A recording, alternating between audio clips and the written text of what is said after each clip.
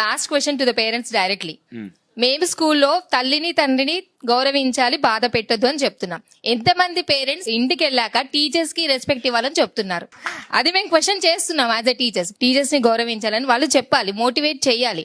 Main class లో subject కాకుండా చాలా సేపు మోటివేషన్ క్లాసెస్ కూడా తీసుకుంటాం. సో ఆ మోటివేషన్ అనేది ఈవెన్ పేరెంట్స్ కూడా తీసుకుంటే మీరు అనుకున్న చేంజ్ ఏదైనా రావచ్చు.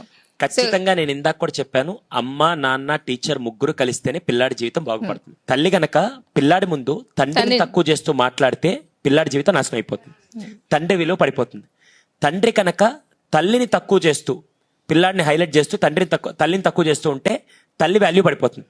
ఇదే తల్లిదండ్రులు ఇద్దరు, ఎరా మీ టీచర్కి ఇది కూడా రాదా, మీ టీచర్ ఏం చెప్పలేదా, మీ టీచర్ వేస్ట్ అనే డైలాగులు వేడుతూ టీచర్ని తక్కువ చేస్తూ మాట్లాడితే నేను హీరో అవుతా, కానీ అక్కడ ఆ అబ్బాయి దృష్టిలో టీచర్ వాల్యూ పడిపోతుంది. 200% ఇప్పుడు చాలా సందర్భాల్లో ఈ తల్లి